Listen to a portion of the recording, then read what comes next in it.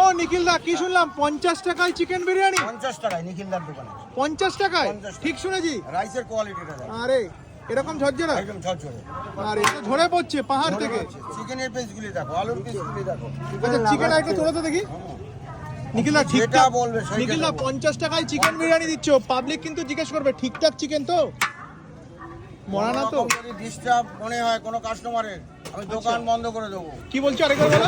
কোনো কাস্টমার যদি কমপ্লেন করে বাসি বা পচা, দোকান বন্ধ করে দেবো। এত বড় কথা? এত বড় কথা, এটা নিখিলদা আচ্ছা বলবে। আরেকবার চিকেনের পিস দেখে দাও। সাইজ কিরকম থাকে নিখিল দা? 80 গ্রাম 90 গ্রাম 80-90 গ্রামের মতন কিন্তু চিকেনের সাইজ থাকে। বাহ, এরকম আলুর পিস, এরকম ওরে লাভলে। আর কি রয়েছে? তো বলেই দিছি, একেবারে ঝরে ঝরে পড়বে, এরকম ঝরে ঝরে। রাইস। আচ্ছা আর সঙ্গে হবে তো? দেখো এই দেখো, এবার কি সার্ভ করছো? হ্যাঁ। দেখো কতটা কি দেওয়া হয় তোমাদের সঙ্গে শুধু শেয়ার করতে থাকি। দেখো